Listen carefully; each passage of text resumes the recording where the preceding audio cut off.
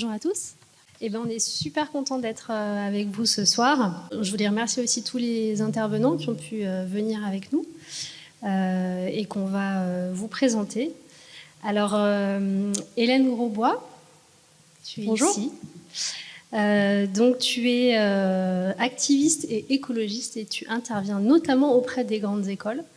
Et tu es intervenue à l'Université de Nantes il n'y a pas très longtemps. Oui. Bonjour, bonsoir. Bonsoir. Tu veux présenter à Amaury les autres personnes? Alors, Hélène Aguilar, en Amour Vivant, c'est ça? Anciennement Frugal et à partir de maintenant, de cette année, Amour Vivant. Ouais. Ok, excuse-moi. Bonjour Hélène. Fabienne Scheidler, alors qui est avec nous en visio. Est-ce que tu nous entends bien, Fabienne? Oui, je vous entends, pas tout à fait bien, mais je vous entends. Bonsoir. Ok, bonsoir. Alors, Fabienne Scheidler est philosophe, journaliste et auteur du livre La fin de la méga-machine, que je vous conseille fortement. Donc, Fabienne a reçu le prix Otto Brenner pour son travail de journalisme critique. Et donc en visio, on va essayer de composer avec la visio. N'hésitez pas, Fabienne, à nous faire signe s'il y avait un problème de compréhension. Bienvenue. Merci. Paul Mouraz. Bonsoir. Bonsoir Paul. Très actif, tu es très actif dans le domaine du low-tech, notamment avec tes créations pour l'avant d'après. Donc tu auras l'occasion peut-être de nous en dire plus. Merci Paul. Merci à toi. Arnaud Ménardi. Bonsoir.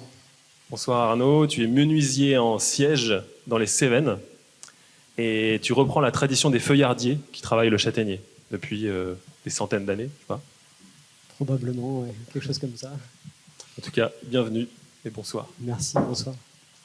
Alors, on a voulu tous vous rassembler pour discuter finalement de thèmes qui nous travaillent, qui nous questionnent avec Louise. Et alors, partager ces questionnements et avec une telle diversité de parcours, c'était important pour nous.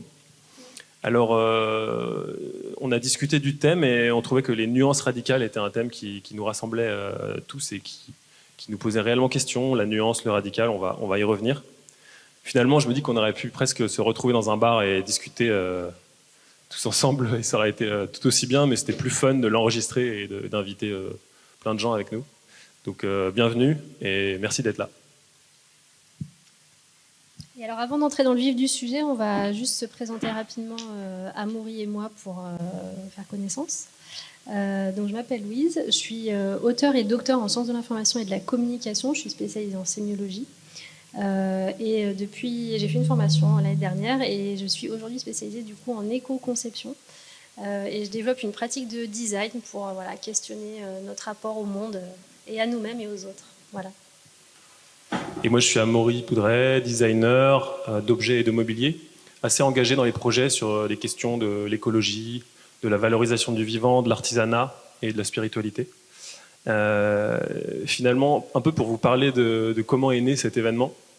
En fait, Louise m'a écrit une lettre, littéralement une vraie lettre à l'ancienne, pour me dire en fait qu'elle a aimé le projet Monacal que j'ai réalisé à partir de souches d'arbres avec un artisan du Beaujolais qui s'appelle Jean d'Harcourt, en me disant finalement qu'elle partageait ces valeurs-là et qu'on pourrait peut-être travailler ensemble sur un projet à venir ou une suite éventuelle. Et finalement, le temps passant, je lui ai dit que moi, j'avais aussi cette idée de passer des messages autrement que par des projets de design qui sont finalement sur des projets qui durent assez longtemps, et d'avoir un moyen de parler de sujets qui me travaillent ou qui me préoccupent, plus instantané, avec plus d'instantané de présence et de collectif, de maintenant tout de suite, quoi. Et on a eu cette idée de table ronde. Et donc on s'est dit, qui est-ce qui t'inspire de manière l'un et l'autre. Et puis tout le monde a répondu présent. Et on s'est dit, allons-y. Et de fil en aiguille, on est là, on a trouvé tout ce qu'il faut, les chaises, le matériel, les techniciens, qu'on remerciera tout à l'heure. Et voilà. Donc je vous remercie, on est là. Alors, excuse-moi, tu voulais rajouter quelque chose ? Non, tout ça. Donc on va être pas mal sur nos fiches parce qu'en fait on doit dérouler cet événement et voilà. Et donc pour enchaîner, donc en fait les nuances radicales, en fait c'est moins pour nous l'objet de la table ronde que en fait une façon d'aborder des sujets qui sont importants pour nous. Donc le vivant, c'est la thématique de la France Design Week cette année, vivant, mais aussi vous le verrez l'environnement, le sacré, la justice sociale et d'une manière plus générale nos façons de penser et d'agir dans le monde. Nous devons prendre parti. La neutralité aide toujours l'oppresseur, jamais l'opprimé. Voilà, donc c'est aussi cette idée de prendre parti. Et le thème de la France Design Week cette année, c'est vivant, pluriel et singulier. C'est une dimension qui nous touche beaucoup. Et c'est cette première question qu'on voulait vous poser collectivement.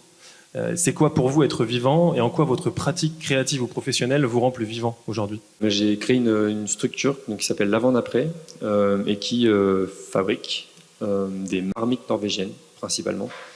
Donc c'est une boîte isolante qui permet de terminer la cuisson des aliments. Donc il faut d'abord faire chauffer la casserole. Et une fois qu'elle est chaude, on la met dans la marmite norvégienne. Et vu que ça maintient la chaleur, ça maintient la cuisson.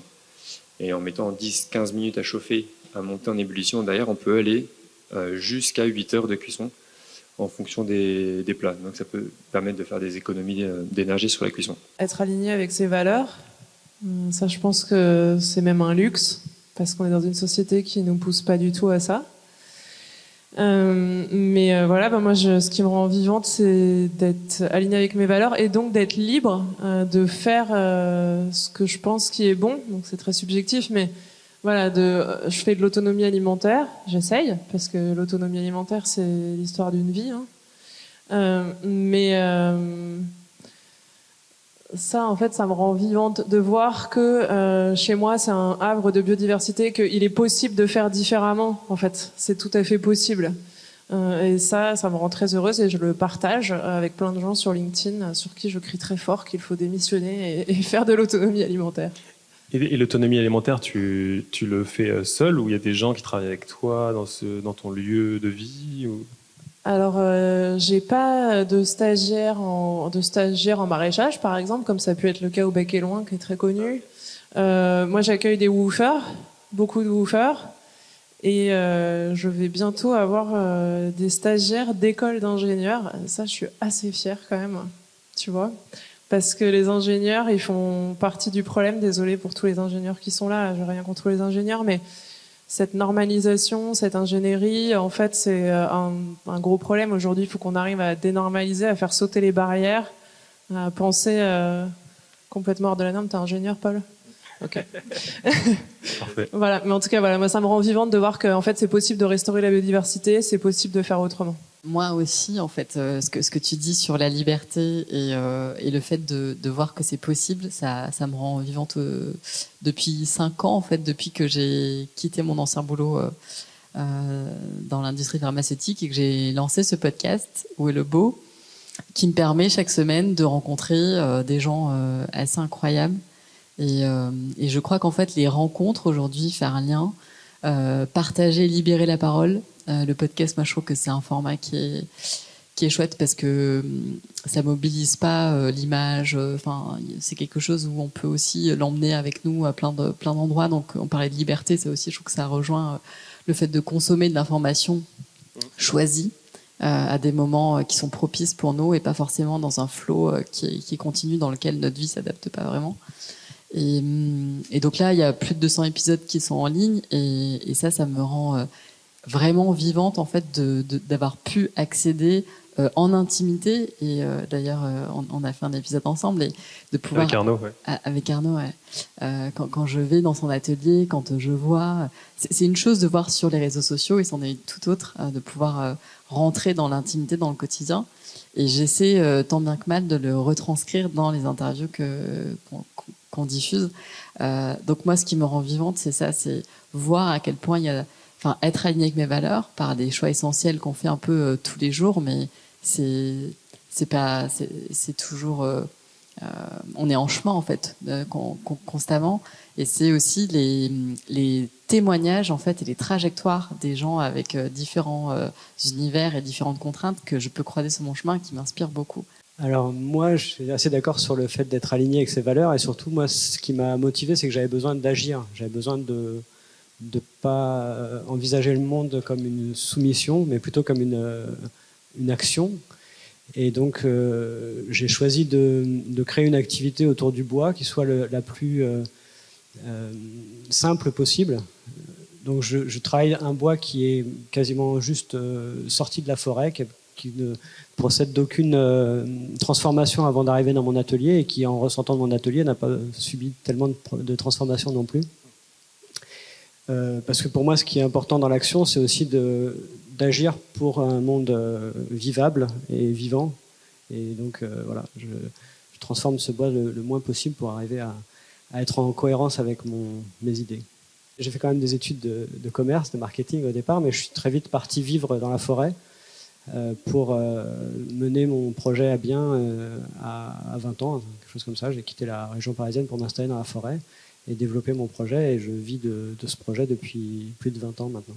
Moi, j'ai vécu dans deux mondes différents pour assez longtemps. C'est le monde du théâtre et des arts, et le monde politique. Et d'une certaine façon, j'ai besoin des deux pour être vivant. Ça correspond peut-être aux deux parties de nos cerveaux, la partie analytique et la partie créatrice. Et ce que j'essaie, c'est d'être vivant et présent aussi dans le moment qu'on vit maintenant en tant qu'humanité.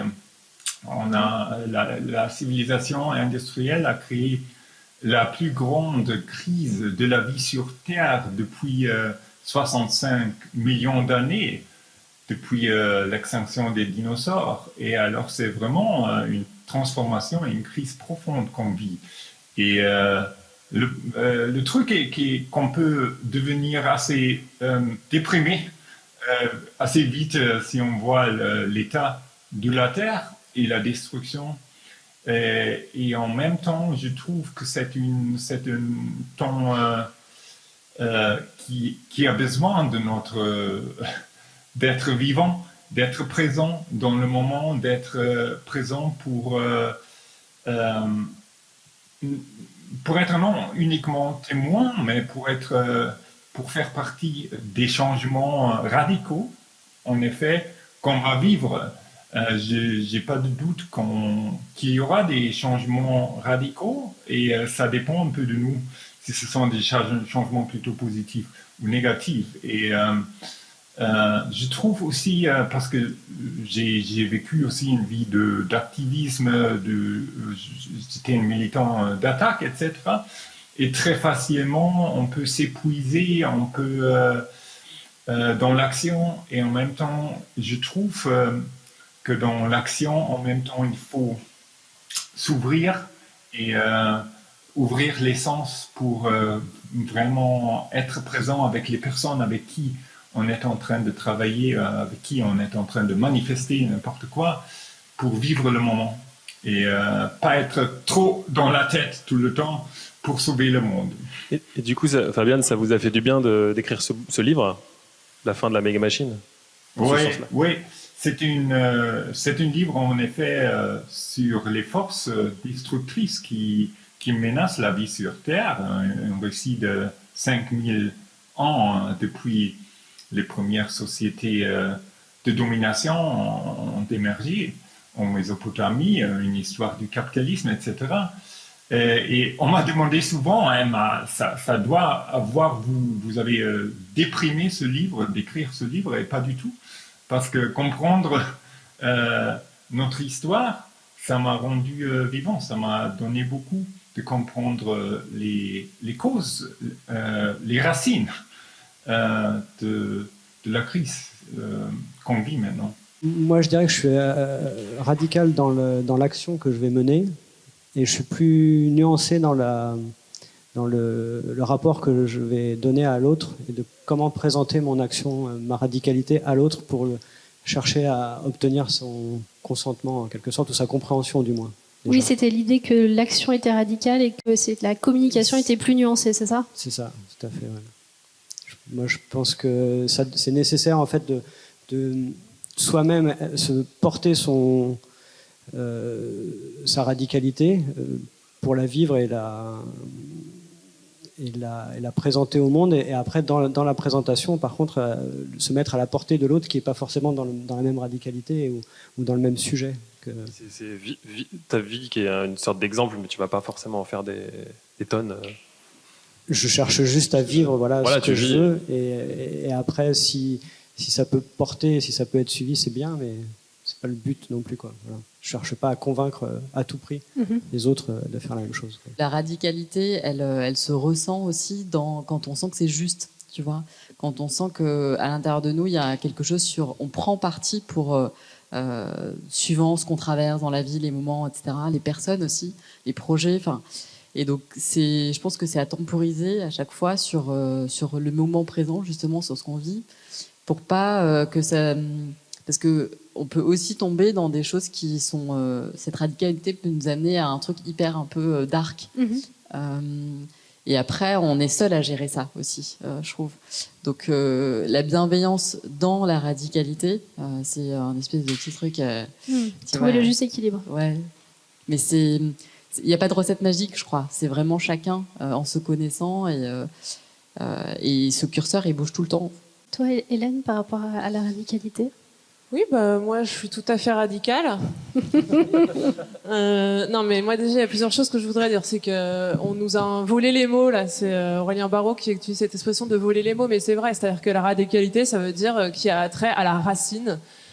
Et je ne vois pas ce qu'il y a de négatif là-dedans. En fait, ça, c'est un dévoiement général des lobbies qui se sont accaparés le sérieux, parce que quand on fait de l'autonomie alimentaire, on n'est pas sérieux. Parce que, et voilà, quelque part, le mot radicalité a aussi été totalement dévoyé et aujourd'hui une connotation hyper négative, alors que, en fait, on est dans une société hyper futile et superficielle, et je trouve ça très bien qu'il y ait de la radicalité. On en a besoin, en fait, de revenir à la racine. Et puis, on est sur un problème qui est complètement systémique, à tous les niveaux. C'est le principe de systémique, mais voilà. Et donc, je pense qu'à un moment, effectivement, changer le système, ça me paraît, d'une part, pas possible et surtout pas suffisant, en fait. Trop lent aussi, peut-être. Tu vois, je vois pas, c'est ce que je dis souvent, je vois pas l'intérêt d'aller à vélo alimenter le productivisme, quoi. Ça, c'est la limite du système, en fait, et que le problème, c'est bien le productivisme, et il va bien falloir à un moment en sortir, et je pense que il faut refonder un système différent. Alors ça, c'est très gentil de le décréter comme ça. Bon, dans la réalité, ce qu'on voit, c'est que les révolutions, elles arrivent dans des grands moments de tension et de désespoir. Mais voilà, donc je suis très radicale, et je suis aussi radicale dans mes propos, et j'explique, je suis directe, je reste plutôt ça, parce que en fait mes premières années sur LinkedIn, non mais en 2016 quand j'ai commencé, j'étais gentille, enfin quand je dis gentille, genre obèse, je voulais pas brusquer, etc. Parce que moi à ce moment-là j'avais déjà compris en fait qu'il allait vraiment falloir changer totalement de système. Et en fait, malheureusement, je pense qu'il y a beaucoup de gens qui sont sourds et qui ne veulent pas entendre. Et j'ai l'impression qu'il faut y aller au marteau-piqueur avant qu'ils entendent. Tu vois, il y a quelqu'un, moi ça fait 1 an que je suis en boucle sur les pesticides parce que j'ai compris que c'était ça la cause de la 6e extinction de masse. Hein. On était dans une érosion liée à une agriculture traditionnelle, et là on a basculé dans une dynamique de grande extinction à cause de l'agriculture intensive. Et je suis en boucle, et là, il y a pas longtemps, il y a une dame qui a fait un post pour dire « Ouais, c'est pas que je suis lente ou que j'ai du mal à comprendre, mais après lire Hélène depuis 1 an, j'ai compris que... » Et je me suis dit « Ouais, finalement, je fais bien de répéter, je fais bien d'être de plus en plus directe, parce que, en fait, il y a beaucoup de gens qui ont besoin, je pense, qu'on leur dise frontalement les choses, sinon ils ont du mal à comprendre, quoi. » Agir sur la cause profonde du problème, oui, du coup, je pense que je suis radical, et que la démarche... Et radical, c'est un peu comme la démarche zéro déchet. On veut pas faire de recyclage, donc on veut pas de déchets. Et finalement, la low-tech, c'est un peu dans ce même principe-là. on veut le moins de techniques possible. Bon, bien sûr, on fait appel au techno-discernement, donc la technique qui est utile comme un IRM pour découvrir des maladies. Bon, ben, ça sauve des vies, on en a besoin, on garde. Après, les chaussures qui clignotent, la 6G et le métaverse, là, bon, ben, ça, on n'en a pas besoin, on n'en veut pas, quoi. Donc, on vient diminuer au plus bas la technique. Donc, ça peut être d'un objet, mais aussi d'un système, d'un service. Et on est basé sur les besoins. Donc, les besoins essentiels, ça peut être se loger, se nourrir, manger. Mais voilà. Et du coup, par rapport à ma boîte, donc ça passe aussi par la compréhension du problème. C'est pour ça que c'est hyper important. C'est d'abord on comprend et ensuite on agit à la racine du problème. Et par exemple à Saint-Nazaire, il y avait c'est un bassin industriel énorme et du coup les déchets des entreprises sont aussi énormes. Et donc pour la récup, c'est un terrain de jeu fabuleux. Donc il y a du bois, enfin il y a vraiment de tout. Et donc une entreprise IDEA jette des grandes planches d'OSB et de contreplaqué en bois. Donc voilà, je récupère. Donc ça allait être jeté, broyé, brûlé. Pareil pour l'isolant. Et il s'avère qu'il y a 2 fois plus de chômage chez les personnes en situation de handicap et qu'il y a un ESAT pas très loin. Donc ce que l'ESAT peut fabriquer, il le fabrique. Donc toute la partie bois. Et puis après, pour les Français, le prix de l'électricité n'arrête pas d'augmenter avec le bouclier tarifaire qui s'en va peu à peu. Et du coup, voilà, de tout mélanger ça, faire une marmite norvégienne. Enfin, là, c'est pour la marmite, mais il y a d'autres produits, d'autres services. Mais c'est pour moi agir à la cause principale du problème. Voilà. Moi aussi, je dirais, je suis radical dans le sens que je pense qu'il faut aller aux racines du système. Il faut mettre en question vraiment les institutions et les forces qui ont créé la crise de la vie sur Terre. Ce sont des institutions comme les grandes sociétés par action, etc., qui ont été créées il y a longtemps. Et personne n'en parle à la télé, etc. On ne parle pas de nos institutions qui ont créé cette situation. On est tout le temps sur assez superficiel dans les discussions. Alors il faut cette discussion sur vraiment le changement de nos institutions, de nos relations économiques, sociaux, etc. Et en même temps, il faut pas perdre les racines en nous. C'est très important pour moi aussi d'être en contact avec mes racines biographiques, émotionnelles, etc. Parce que sinon, on se perd dans ce monde politique, le monde des catastrophes, etc. Il faut rester chez soi en même temps. Et quant aux nuances, c'est aussi très important. Je pense si on est vraiment en contact avec les racines en soi, et en contact avec les racines du désastre qu'on vit sur Terre, on devient plus capable de voir les nuances, de voir aussi les nuances politiques, de voir aussi les nuances, la subtilité de la vie. C'est ça qui est vraiment pour moi aussi le cœur des arts, de nous rendre sensibles pour la subtilité, les nuances du vivant, et aussi pour voir et percevoir les nuances dans les discussions avec les autres êtres vivants, les autres humains. On a une polarisation extrême politique maintenant, et ça a beaucoup à voir avec le fait qu'on a perdu un peu le sens d'entendre l'autre, de catégoriser l'autre avant d'entendre, avant de percevoir les nuances. C'est très important de devenir capable d'être radical et en même temps percevoir les nuances chez les autres. Moi, là, ça me fait penser à deux personnes que j'ai interviewées. Enfin, une dont l'interview va sortir bientôt et un maraîcher. Peut-être que vous connaissez Pascal Pot, qui est ce maraîcher, en fait, qui travaille depuis à peu près 40 ans des semences libres. Et il essaie, en plus de ne rien mettre, etc., dans ses sols, comme sur son terrain, il n'a pas accès à l'eau, il les a élevée entre guillemets pour que du coup elles puissent résister et puis aller développer leur système immunitaire pour le plus possible aller piocher l'eau dans les roches, etc.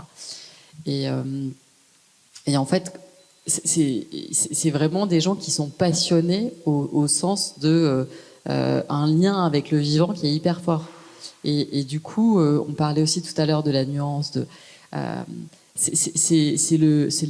Enfin, moi, en tout cas, quand je suis allée les voir, je vois la beauté de la relation hyper vraie et d'humilité, si tu veux aussi, qu'ils ont dû développer, parce qu'en fait, ça. Tu vois, il y a des fois où ils font un truc, ça marche, et donc tu vois, ils le refont, mais en fait non, ça marche pas. Et il y a un dialogue aussi qui se crée avec les non-humains. Et donc lui, il a aussi toute une démarche où en fait, il pose des intentions.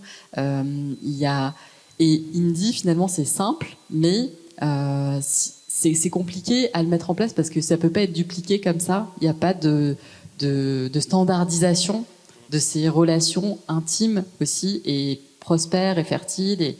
Et le deuxième invité, là, c'est un monsieur qui a monté une boîte qui s'appelle Minéalite.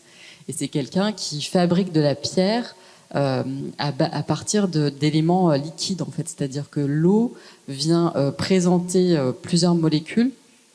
Et en fait, ensuite, l'eau disparaît à la fin du process. Et par un procédé low-tech, il reconstitue de la pierre. Tu vois, c'est un truc... c'est potentiellement une vraie rupture... Et de la même manière, il me disait, on va pas breveter, on va pas, on va le laisser comme un secret de fabrication, et puis on va aussi laisser explorer les gens pour qu'ils puissent eux aussi diffuser ce rapport sensible à la matière et peut-être faire naître ses passions, tu vois. On voit que les pouvoirs politiques et économiques, ils tendent aujourd'hui à faire porter un poids environnemental sur les citoyens, sur nous. Qui est disproportionné en fait par rapport à notre responsabilité individuelle. Les injonctions aux petits gestes, c'est nécessaire, mais à condition que les États et les grandes entreprises agissent aussi à la hauteur de leurs propres responsabilités. Et je voulais partager deux citations avec vous qui vont dans ce sens, que vous avez peut-être déjà entendu ou vu. La première, c'est celle d'une structure qui s'appelle Carbone 4, qui est la structure de Jean-Marc Jancovici, qui, suite à leurs nombreuses études, concluait qu'en fait, les chiffres le montrent, l'individu seul ne pourra tout résoudre. Si le système socio-technique dans lequel nous vivons tous ne se réforme pas de toute urgence, l'injonction permanente à l'effort individuel ne pourra plus être entendue très longtemps. C'est ce que vous disiez aussi, Fabien, d'une certaine façon. Et aussi cette citation d'un membre du GIEC, c'est le docteur Yamina Saeb, qui disait, alors c'est en anglais, mais elle expliquait que mettre le fardeau en fait sur les citoyens sans d'abord le mettre sur les politiques est une erreur. Donc, dans ce contexte, quels sont les moyens à notre disposition pour faire pression sur les pouvoirs politiques et les grandes entreprises, ou pour le dire plus simplement, comment reprendre le pouvoir? C'est la question qu'on voulait vous poser collectivement. Comment faire pour reprendre le pouvoir? Il y a une responsabilité individuelle, mais j'ai l'impression qu'on fait porter la responsabilité individuelle au mauvais endroit, en fait. C'est surtout ça. C'est que l'industrie, pour se défausser, remet sur l'individu et le bilan carbone, pardon, mais c'était ça, l'idée de base. C'est BP qui l'a inventé pour dire non, mais c'est pas nous, regardez, c'est les individus avec leur petit bilan carbone là qui polluent. Mais en fait, moi, ce que j'aime bien, c'est pas opposer collectif et individuel, parce que en fait, il s'agit d'une symbiose. Il n'y a pas de collectif sans individu, et puis l'individu a besoin du collectif, et donc en fait, il faut que les deux avancent ensemble dans la même direction, et c'est là que ça devient très difficile, surtout en démocratie où chacun fait ce qu'il veut. C'est un peu compliqué. On le voit aujourd'hui avec le service public. Finalement, on a plus de main d'œuvre dans les métiers de collectif, pour servir le collectif. Donc pour moi, les deux fonctionnent ensemble, c'est impératif. Il faut qu'il y ait des politiques publiques qui viennent galvaniser ce que la majorité veut. Bon, le problème pour l'instant, c'est que la majorité, elle n'est pas très enclin à restaurer le vivant, etc. Bien sûr qu'on a du pouvoir. Je prends un exemple idiot, mais si toute la France met tous ses appareils électriques en même temps à 20h un lundi à 20h, on fait sauter toute l'électricité en Europe. Donc on a le pouvoir. Si tout le monde démissionne, le productivisme, il va s'arrêter. Donc on a quand même du pouvoir. Et je pense que ça arrange. Donc, non seulement les industries, les lobbies font peser la responsabilité individuelle sur les mauvaises choses, mais derrière, ils nous expliquent qu'on n'a pas le pouvoir parce qu'il faudrait surtout pas que tout le monde démissionne, arrête de consommer, etc. Et donc, en fait, si on a le pouvoir, moi, si j'en suis arrivée à faire ce que je fais, c'est parce que j'ai travaillé d'abord dans la finance, les méchants, et après, je suis partie au WWF, les pandas. Ensuite, j'étais dans une ONG à Bruxelles, Finance Verte, et en fait, je me suis rendu compte que ce qu'on faisait, j'avais le sentiment que c'était pas aligné avec mes valeurs et que ça servait pas à grand chose en fait. C'est beaucoup de blabla en meeting devant beaucoup de PowerPoint. Et qu'à un moment, j'avais bien compris que le problème était très majoritairement agricole et je me suis dit, mais en fait là, je perds mon temps parce que pendant que je suis en train de blablater sur des PowerPoint, je suis pas en train de planter des carottes, apprendre à me nourrir, restaurer le vivant, etc. Donc ouais, bien sûr qu'on a du pouvoir. Par contre, voilà, j'aime pas effectivement ce côté malsain de l'industrie qui fout la pression aux consommateurs sur en plus des mauvais sujets parce que c'est pas du tout ça. Si on travaille moins, on aura moins besoin de se déplacer. En fait, là, comme on remet pas en cause le système, ne pas polluer dans le système, c'est pratiquement impossible. C'est pour ça aussi que j'essaye d'en sortir le plus possible. Quoi. Moins je travaille, moins j'ai besoin de me déplacer, moins j'ai besoin d'être bien habillé, moins j'ai besoin d'être d'avoir des équipements dernier cri, etc., etc. Quoi. Mais du coup, tu reprends le pouvoir sur ta vie. Donc tu agis toi, donc tu te mets à planter des carottes et donc tu as le pouvoir et tu choisis ton environnement extérieur et comment tu vis. Mais du coup, comment reprendre le pouvoir collectivement aussi ? Tu vois, c'est aussi ça la limite. C'est-à-dire que pour l'instant, j'en sais pas, imaginons demain matin, Emmanuel Macron a complètement changé pendant la nuit et il dit « Ah tiens, moi j'ai décidé que maintenant on allait décroître. » En fait, si lui il fait ça, si tu veux, le problème c'est qu'on a une dette à rembourser. Le deuxième problème, c'est qu'on est en Europe et que je suis pas sûre que les 26 autres soient d'accord pour que la France se mette à décroître du jour au lendemain. Et même si l'Europe était d'accord, derrière, il y a l'OTAN qui va dire « Mais vous êtes fous, qu'est-ce qui vous prend ?» Et en fait, on a besoin de pétrole là pour se nourrir. Pas juste pour faire tourner les tracteurs, on en a besoin parce qu'on a besoin surtout de pesticides et d'engrais azotés parce qu'on n'a plus les semences paysannes que Pascal Pot développe. Et aujourd'hui, on a des semences qui nécessitent une infrastructure pharaonique en fait pour pousser au-delà de la machine. Quoi. Même si on avait plein d'esclaves qu'on faisait ça à la main, ces semences-là, sans engrais de synthèse, sans pesticides, elles poussent pas. Quoi. Donc voilà. Et le problème, c'est que là, l'État encourage comme il peut, parce qu'il y a des syndicats agricoles très puissants, mais qui dépassent largement l'État en termes de puissance. Donc l'État fait ce qu'il peut pour encourager l'installation de maraîchers biologiques. Donc moi c'est une reconversion professionnelle que j'ai faite l'année dernière, qui est payée. J'étais payée un salaire, 950 € par mois pour faire cette reconversion. Bon, le problème c'est qu'il y a personne, quoi. Voilà, on est 20 par an par région. Ça va être un peu difficile. Pourtant, on sait que la moitié des agriculteurs va être à la retraite dans 7 ans. Donc là, en fait, c'est aussi, on est sur ce sujet-là, on a tous une responsabilité à prendre. Il faut qu'on apprenne à se nourrir, il faut qu'on apprenne à restaurer le vivant, il faut qu'on remette la main dans notre alimentation. En fait, ça pourra pas marcher avec 2% de gens qui produisent la nourriture pour 100% des gens. On pourra retourner le problème dans tous les sens. Si on veut un monde vivable, il va falloir que chacun d'entre nous mette la main à la pâte sur l'agriculture. Et ce n'est pas, tout le monde me regarde avec un air hyper déprimé, ce n'est pas horrible du tout. Moi, je tiens à dire que je trouve que l'agriculture, c'est passionnant. Être au contact de la nature, c'est une richesse difficile à décrire parce que ça donne un sentiment de plénitude. On se rend compte à quel point 3,8 milliards d'années d'évolution, ça a donné quelque chose d'incroyablement beau et complexe et qui se complète, on n'est rien dans ça et que la nature, elle nous enveloppe. Enfin, moi, c'est vraiment une source de plénitude. C'est hyper complexe et enrichissant. On peut apprendre toute sa vie dans l'agriculture, c'est jamais pareil parce que chaque jour, la météo est différente, chaque année, la saison est différente, chaque petite plante est différente, même au sein de la même variété des tomates de Pascal Pot. Tu viens de répondre à la question que je voulais te poser, comment se mettre au service du vivant. Du coup, c'est la recette. Non, mais c'est très très bien.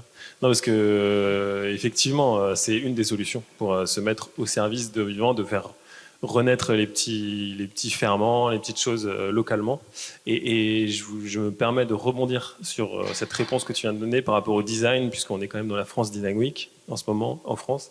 Et je voulais peut-être, Hélène, te poser la question sur comment le design peut aujourd'hui servir à autre chose que la société de croissance économique. Moi, je trouve que le métier de designer, c'est un métier absolument génial que moi, je ne connaissais pas au moment où j'ai choisi mes études, mais je trouve que vous êtes formé en tant que designer à résoudre, et à penser en système, enfin, tu vois, et avec une grande liberté. Notre monde est rempli d'objets et on n'est pas beaucoup à se poser vraiment la question des impacts, avec quels matériaux, quelle est l'eau virtuelle qui a été utilisée pour tel et tel process de fabrication, etc. Tous les designers voulaient jusqu'à présent un peu devenir stars, de faire des chaises, machin. Et aujourd'hui, merveille, on arrive dans une époque où il y a beaucoup de personnes dans les écoles et aussi des jeunes designers qui ont des postures tout à fait alternatives, qui commencent à faire référence aujourd'hui et qui s'embarquent dans des process plutôt régénératifs où ils ont envie de faire en complicité avec la vie, en fait, d'aggrader, à minima de pas impacter trop les sols et potentiellement de les aggrader. Il y a aujourd'hui des gens comme Jérémy Gobet, par exemple, un designer qui a inventé un biopolymère qui à la fois se biodégrade dans le sol ou dans l'eau. D'ailleurs, il peut aussi aller dans l'eau. Et les études qu'il a menées montrent que finalement la vie dans le sol est augmentée une fois que, si jamais en fait son biopolymère finit dans le sol ou dans la mer, ce qui potentiellement, vu l'état des filières de recyclage, risque d'arriver aujourd'hui, c'est pas grave en fait.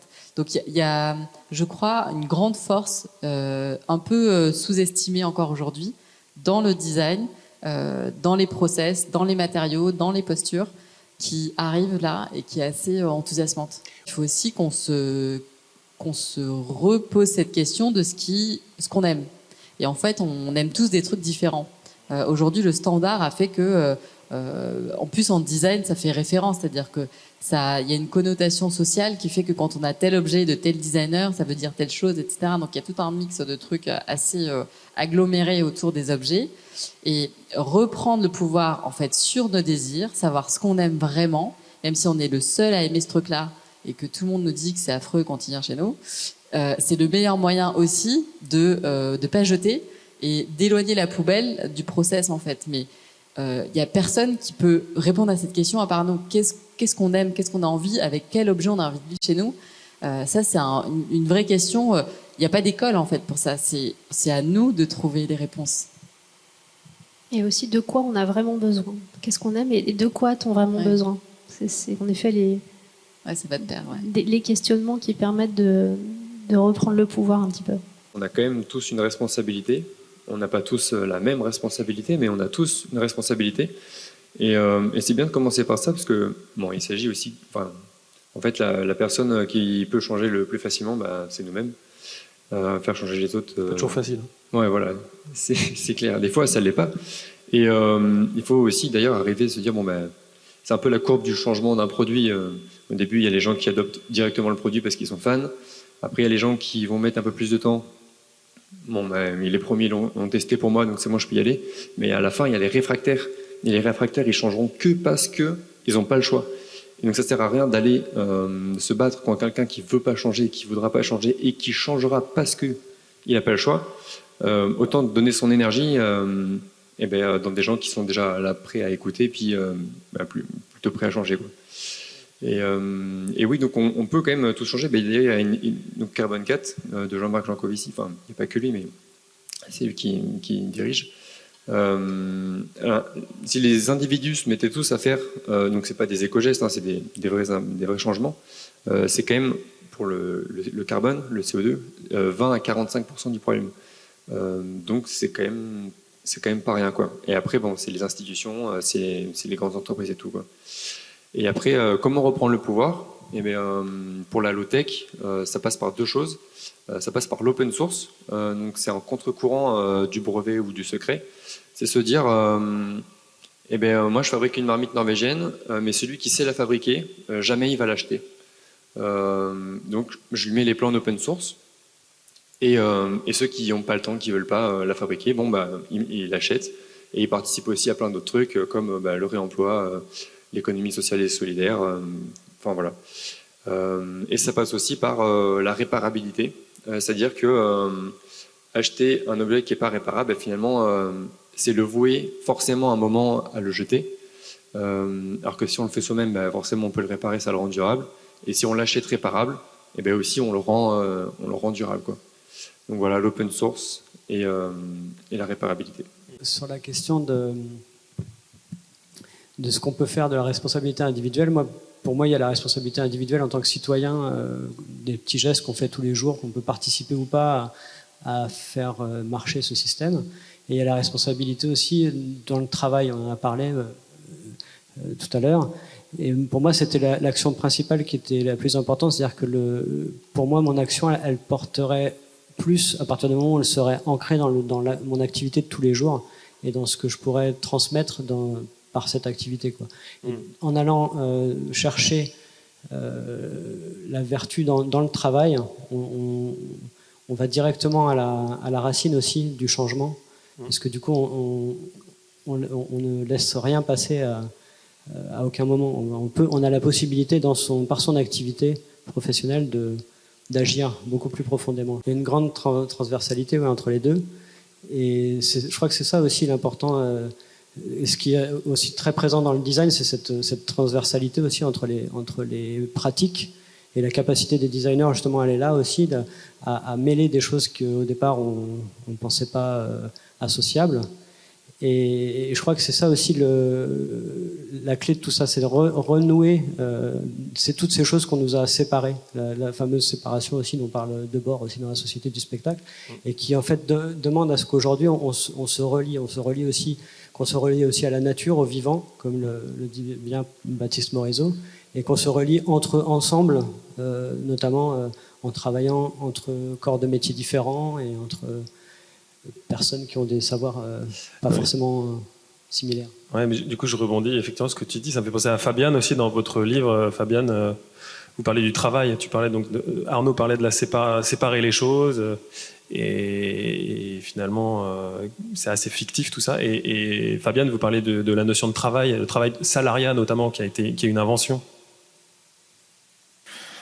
Oui, tout à fait. Alors, Homo sapiens a existé depuis 300 000 ans et la plupart de cette histoire allait assez bien sans salariat. C'est une invention assez récente. Les premiers salariés, c'était les mercenaires en grec antique. Et comme Marx a vraiment compris, l'argent est un masque pour les relations humaines.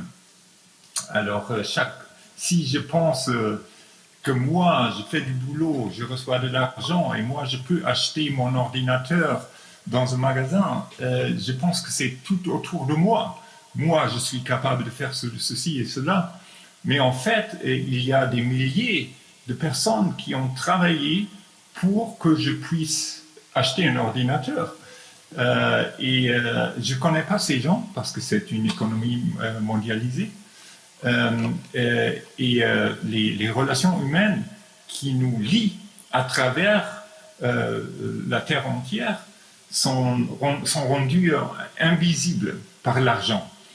Et alors il faut, de mon avis, rendre visible encore les relations. Nous sommes liés tout le temps avec les gens qui produisent les choses que nous utilisons. Là, c'est déjà le commencement d'un collectif.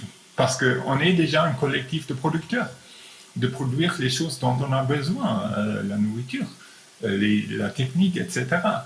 Et là, c'est le cœur déjà de rendre visibles ces relations derrière l'argent, derrière le masque de l'argent. Et à partir de cela, on peut agir collectivement. L'idée que les consommateurs individuels sont capables de changer la société parce qu'ils achètent du bio, etc., c'est tout à fait un résultat de l'idéologie néolibérale qui nous dit que chacun pour soi, etc. Alors, il faut retrouver un peu l'idée de l'action collective qui a été perdue depuis la contre-révolution néolibérale, depuis les années 80. Le problème est que beaucoup de gens ont perdu l'idée que l'action collective peut améliorer les choses. Hein. Et là, c'est aussi le problème que la droite un peu occupé l'idée du collectif. Ça a été déjà le problème au début du XXe siècle, parce que la droite offre ce récit d'entrer dans une grande famille, mais cette famille, cette fausse famille, c'est la nation, c'est l'ethnie, etc. C'est les uns contre les autres. Et là, c'est vraiment, je crois, très important de trouver une idée d'action collective positive. Et il faut faire deux choses, de mon avis, au niveau collectif. D'abord, il faut résister les forces destructrices. Les méga-bassines, par exemple, etc., ce sont des luttes importantes parce qu'ils nous donnent un sens d'un certain pouvoir, d'un contre-pouvoir. Et en même temps, il y a des millions de gens partout qui ont commencé de créer du nouveau, de nouvelles relations, du travail, de l'agriculture paysanne, des structures de décroissance, etc. Et des fois, on dit il faut soit faire l'un ou l'autre. Il y a beaucoup de fractions dans la gauche, bien sûr. Et moi, je trouve que c'est pas très intelligent de penser qu'il faut faire il faut soit faire des manifs et soit on fait ses carottes. Il faut faire les deux, évidemment. Et j'ai le sentiment que ça pourrait ça se regroupe et on est dans un long processus chaotique. Le système monde est entré dans une phase chaotique à cause de la crise de la vie sur Terre, mais aussi à cause des contradictions dans le système même, dans le capitalisme et aussi au niveau géopolitique. Et on est entré dans une phase chaotique et personne ne peut planifier les résultats. Et il faut d'une certaine façon aussi accepter qu'on ne peut pas vraiment, on n'est pas en contrôle de ce processus parce que la crise qu'on vit, c'est plus grande que la crise que le mouvement ouvrier a vécue il y a 100 ans. Parce que là, il n'y avait pas encore cette crise de vie. Et alors, c'est plus profond maintenant.